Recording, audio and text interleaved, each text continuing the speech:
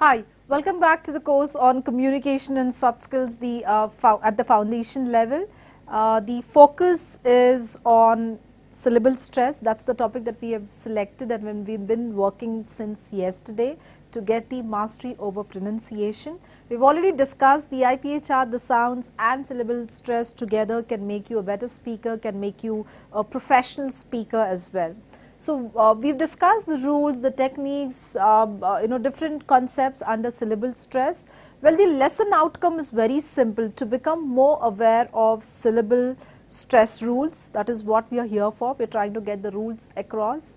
To understand that syllable stress rules are unreliable, but in the sense you cannot really apply one rule of law to the pronunciation of the second word, because there are a lot of rules in English language pronunciation and followed with exceptions too. So I have to keep in mind not just learning and mastering the rules, but also to follow and understand the exception rules too.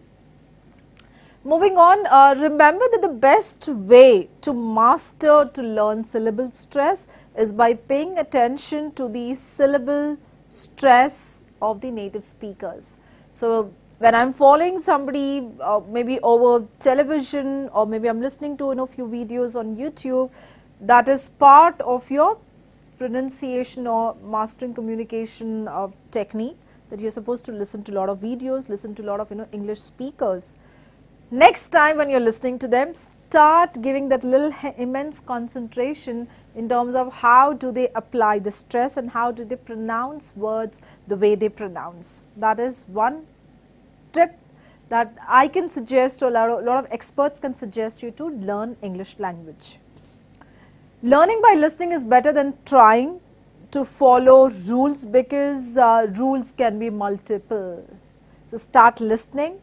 No denial of the fact that you should also know the rules handy, but however listening can help you learn a language naturally.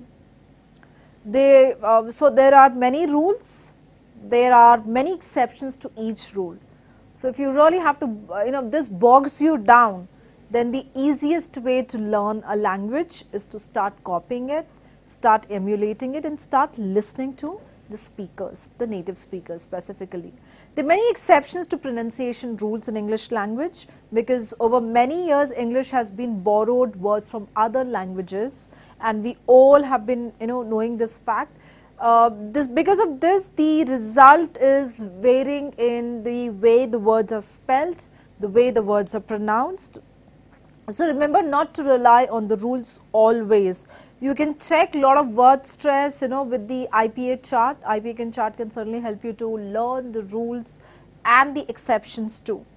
Rules that are always true in word stress is something I can keep in mind. In every multi-syllable words, English word, there is one stress symbol. One word, one stress. This is absolutely true in syllable stress. But if you have to really go by the rules and the exception, then you have to really sit and memorize it.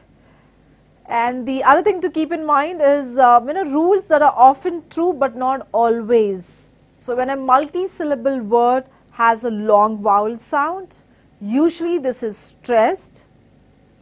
And exceptions include the words such as colleague and suburb.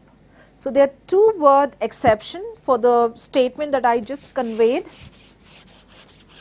I want you guys to really know how we pronounce this word. Where do we stress?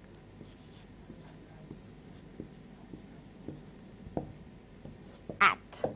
So when through a clap method, if I pronounce this word, let's count the number of syllables. It's colleague. So there are two syllables.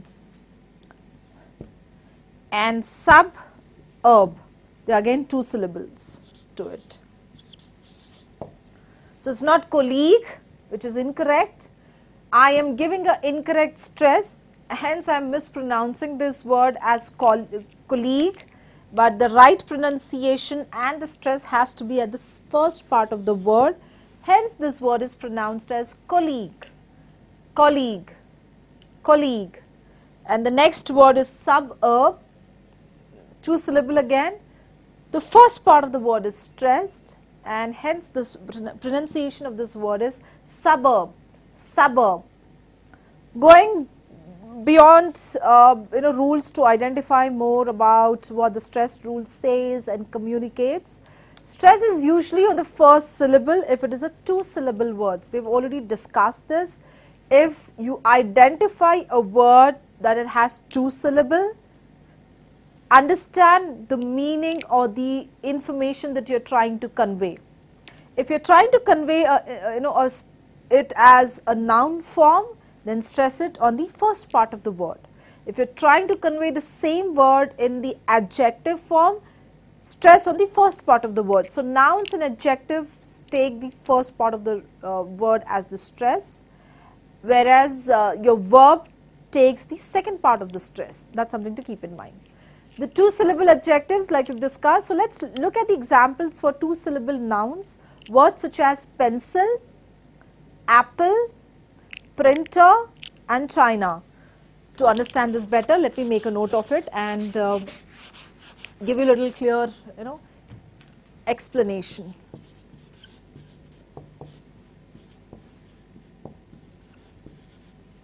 So words such as,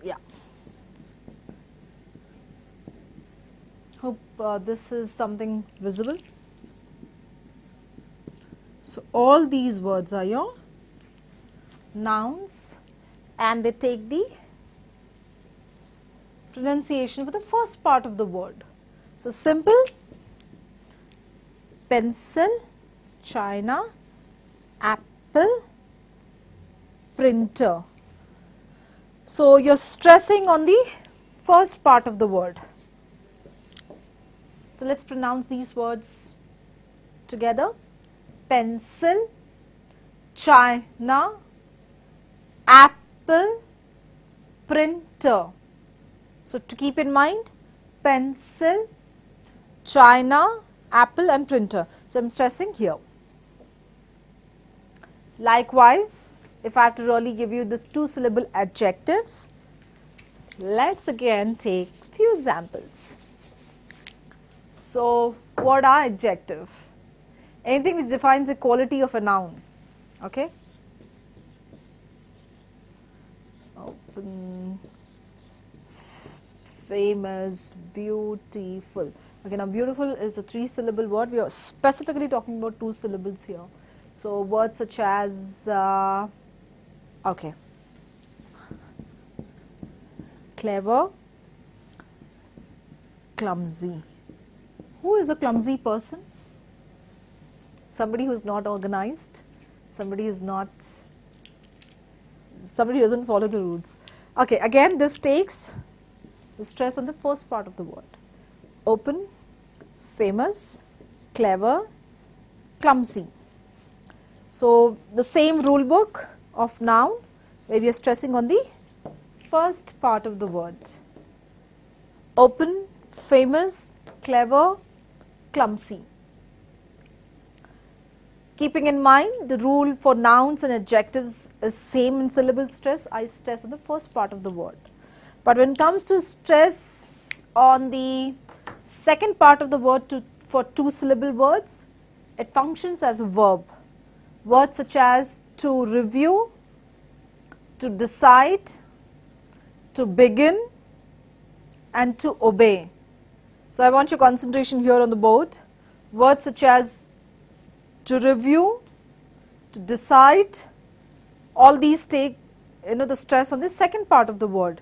To begin, to obey. That's it. Moving on to understand few more exceptions. Exceptions to these rules are your answer, to borrow. These two words, though they are the verbs, they do not take the word pronunciation pattern like what we have been suggesting, which is your verbs are stressed on the second part of the word. Moving on to understand this, syllable stress rules again. Stress is on the penultimate syllable. So I want your concentration here on the board. So when I say penultimate, I mean last but the second. So words such as graphic, words such as, all words ending with IC, economic, skeptic. Who is a skeptic person? A person who is doubtful is the one who is skeptic or skeptical person. All words with IC, graphic has 2 syllable again. So they take the stress on the last but the second word. Likewise, the stress is very clear here.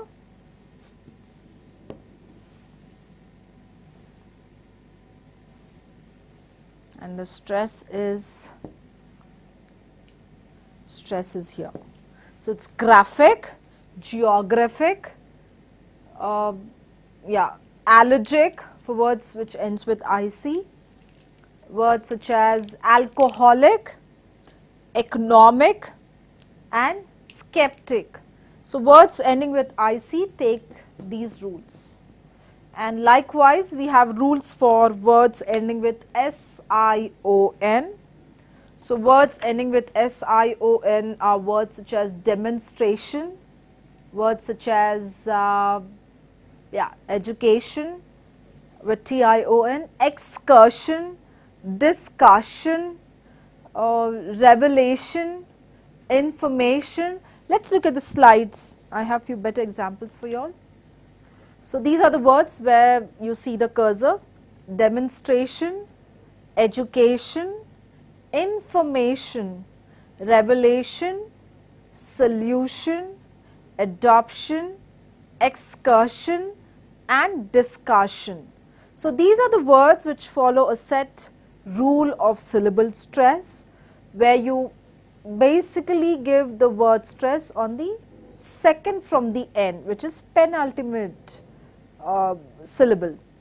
Words ending with IOUS: delicious, glorious, conscious, repetitious, infectious. So words which have been bold, this is where the stress goes. Just follow the cursor. This is where the stress goes. Repetitious, infectious. So this word is not repetitious, but it's repetitious because there's a schwa in it. So keep this thing in mind. Now looking at the other rule for words ending with this as your suffix, the stress goes on the anti-penultimate, which is third from the end. So penultimate, let's look at the board.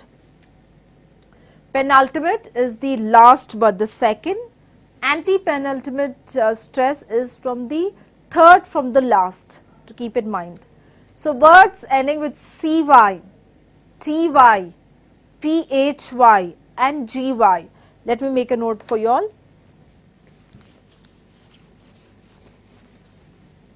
Words ending with CY, TY, PHY.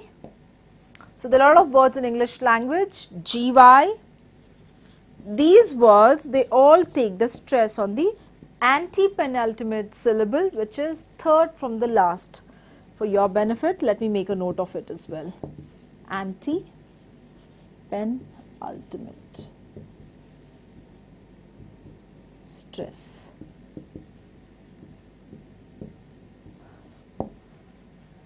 So, yeah, CY, TY, PHY and GY. Anti-penultimate stress. Perfect. So moving on further to understand, words ending with AL as well takes anti-penultimate stress. So words such as critical, geological, ethical.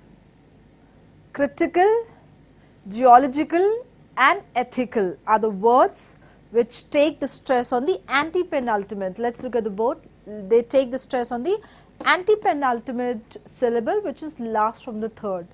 Words ending with ISE, there are a lot of words in English language. Supervise, organize, exercise, advertise, recognize. Even this set of words, that is words ending with ISE, takes the stress of antepenultimate, which is last from the third, to keep in mind.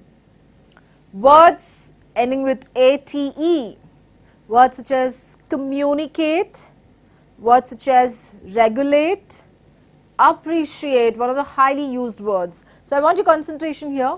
Appreciate, calculate, concentrate. Words, all these examples that I've been quoting are the words ending with ATE. Same rule book, they follow the stress pattern on antepenultimate syllable, that is last from the third, to keep in mind. Well, there are a lot of such patterns that we have to keep in mind. As I said, there are a lot of rules and a lot of exceptions too.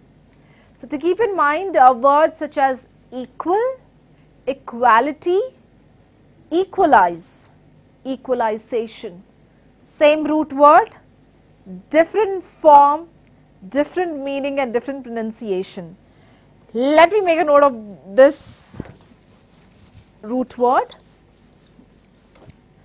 Okay, I have to pick that up. Equal,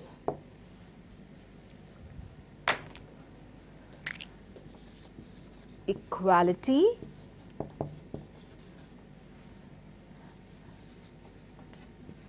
equalization,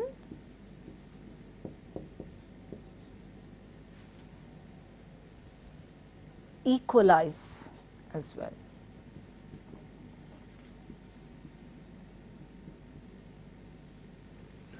So the stress is here for equal, and for equality the stress is here. The other word is equalize, equalization. Equal, equality, equalization, equalize. Once again, equal, equality, equalization, equalize. So same root word, different form, different meaning, different pronunciation and used in different context.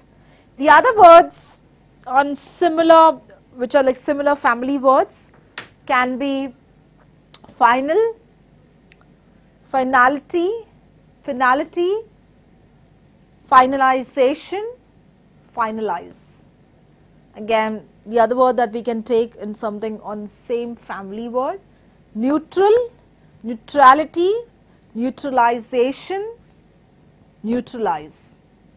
So again, you know, different form, meaning and pronunciation used in different context.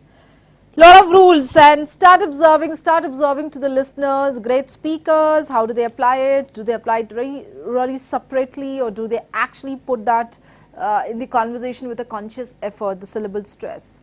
Compound nouns, let's talk about compound nouns rules as per the syllable stress.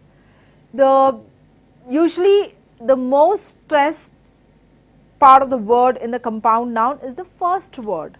Examples: classroom, post office, airport, seaport, laptop, desktop, hardware, software, chartered accountant, words such as legal advice, words such as business report, all take the first part of the stress rule pattern.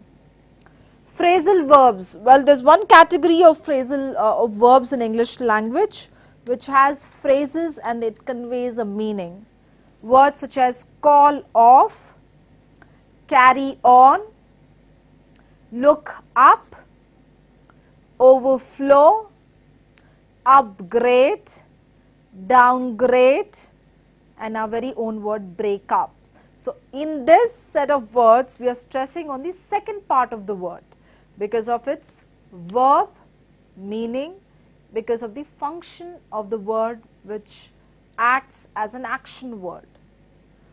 Moving on to understand this, compound adjectives are usually the ones which have the most stress pattern or the on the second word at times, the compound adjectives. But when it is a compound adjective, just an adjective, it follows the set pattern of the first part of the word which is being stressed.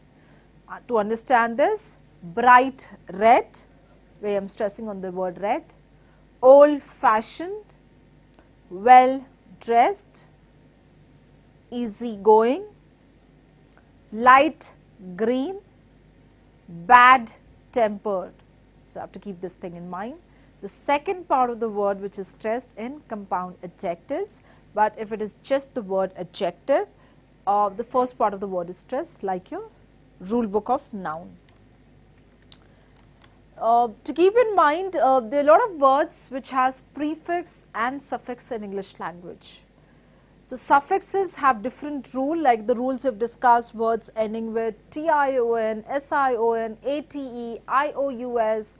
Lot of words, they either take the penultimate stress or either they take the anti-penultimate stress. If it is two-syllable word, either the first part of the word is stress or either the second part of the word is stress. These are the basic rules of syllable stress in pronunciation. But when it comes to prefix, English language follows a different rule. For this, again, we have to understand the set of rules, only then we can pronounce a word. So syllable stress basically gives music to the language. You are supposed to follow the music of the language to convey the information as it is supposedly said, as the words are pronounced, to make it more pleasant to the ears, to make it really understood by the listeners, and also to make your conversation effective and professional. We have discussed this as an example again. Indian languages follow a music, be it Telugu or Hindi. We have certain music to the language where all the words in the sentences are stressed or the entire word is stressed in Indian languages. But English doesn't follow it, hence it is little difficult for all of us to get this rule correct in first go to understand something like syllable stress or word stress. Once you get this as a explanation and as understanding more about this topic, start applying it next time when you're talking or communicating in English. But please do not get the music, do not get the stress pattern rule of your first language, of your native language towards, when you're speaking English. So that has to be a conscious effort. The conscious effort can get into to many challenges such as, you might forget, you might start to make an attempt, but however you might end up forgetting applying the rule. Even if you apply the rule, it could be incorrect in the initial go. So the suggestions are really in lines with, to make that conscious effort. Start communicating in English, give out yourself totally towards the language, have the love of language, surround yourself with people who speak English. Your environment has to be heavily with this language. So all these things, the more you get exposed to the language comes in naturally to you. So you speak English back home, you might end up speaking English at a university, you might end up speaking with your friends. Look at the number of hours you're spending. Hence, language can come in naturally to you. And when you're listening, because listening is the most effective way of learning any language for that matter, and that has been giving you, I have been giving you suggestions from all our video tutorials that listening can help you to be there for whatever desire that you have made in order to make your language effective. Start making these little observations as to how do they give the syllable stress, as to how do they pronounce the word, and how do they break the word, how do they stress words in sentences, which is going to be a next topic in the next video. So this brings to the end of the topic called syllable stress. And if you have any specific questions, anything that you're looking out in terms of suggestions, please please do write us, and we will certainly give you the response and solution to it. From today, start believing that you can communicate to a level where you've been admiring language speakers, and start making those little observations, the subtle observations, and that's all. I'm sure you are already in the journey to be a good speaker, to be a great speaker. So this brings to the end of the video tutorial on the topic called syllable stress. We might do a little small recap in the next consecutive session, but however, the attempt is to bring something new that can assist you to be better at speaking. So thank you for watching. We really appreciate your time and patience. Most important topic is something we have touched and we have covered, and I really want you guys to go back, revise, do a little recap, and start the application process of it. And the application process can only come when you make that attempt to speak English in the group, with your friends, with your relatives, with people back home. Thank you, and we wish you luck.